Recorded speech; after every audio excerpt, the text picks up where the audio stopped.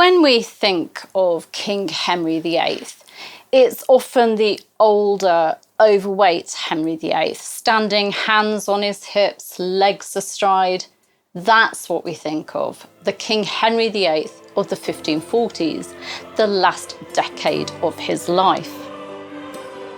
By 1540, the king's made-to-measure armour for field and tilt had a cuirass which protected his torso with a width of 50 inches, which was extended later by 2 inches on each side by adding extra plate. And field armour made for him in around 1544 showed him to have a waist of at least 51 inches.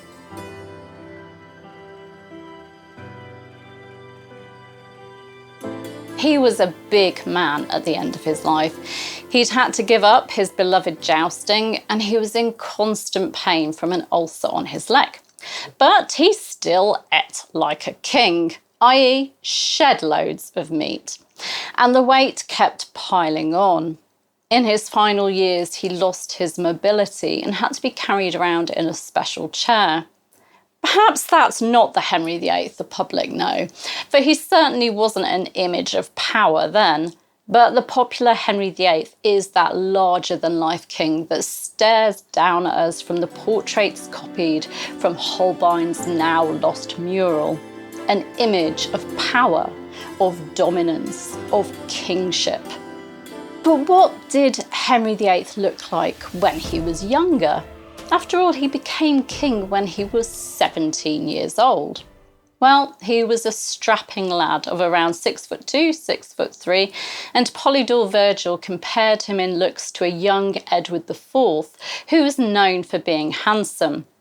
Historian David Starkey describes an 18-year-old King Edward IV as 6'3", broad in proportion with reddish-brown hair, a pink and white complexion, and a broad, handsome, albeit flattish face.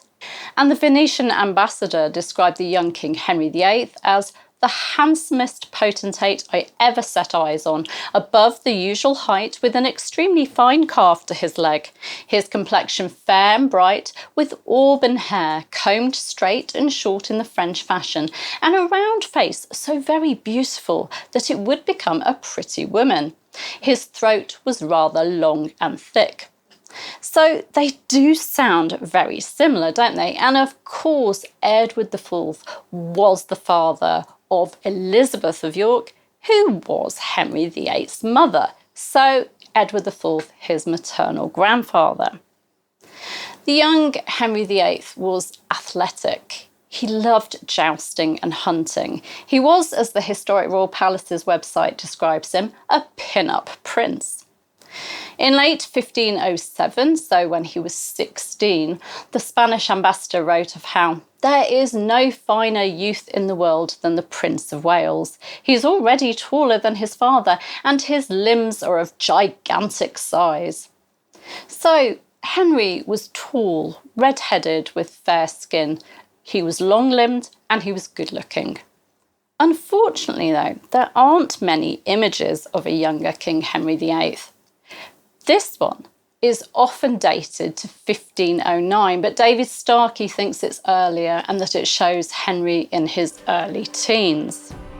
And here we have Henry VIII at his joint coronation with Catherine of Aragon, so just a few days before he turned 18.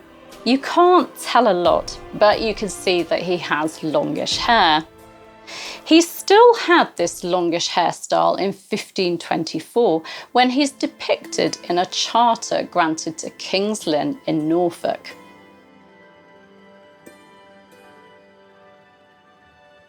By the early 1530s, his hair is shorter and his face is fuller. And by around 1537, when this portrait was painted, and this preparatory cartoon was drawn for the now lost mural by Hans Holbein the Younger, he's beginning to be recognisable as that later King Henry VIII. This would have been a year or so after the accident that saw him giving up jousting. His face is very full, making his eyes look smaller. His hair is either short or thinning, and he's definitely a bigger man. This one dates to a similar time, 1535 to 1540, and again shows that fuller-faced, larger Henry VIII. As does this one, which is supposed to be based on a work from 1542. If we look at this posthumous portrait of King Edward IV, which is based on an earlier work, I do think there are similarities between the two kings facially, and both put on weight as their reigns went on. I think King Henry VIII inherited the Yorkists' looks, as he certainly didn't look like his father as he aged. But what do you think? I'd love to know your thoughts on the changing looks of this iconic king, King Henry VIII, so please do share them in the comments. Oh, and by the way, do remember that this Sunday, the 28th of July, I'm doing a members only YouTube live stream. That means that it's for my channel members, those people who support me in running this channel. And if you'd like to become a member, you just need to click on the link that I'll give you in the description, or go to the channel homepage and press join. It's only $2.99, that's in dollars, a month, and you get to do monthly live streams with me. And we're talking about Henry VIII. We're just having a Tudor chat. I'll be answering questions, I'll be posing questions, we'll be having a bit of a discussion about this iconic king. So please do join in if you can. I'll see you there. Bye bye.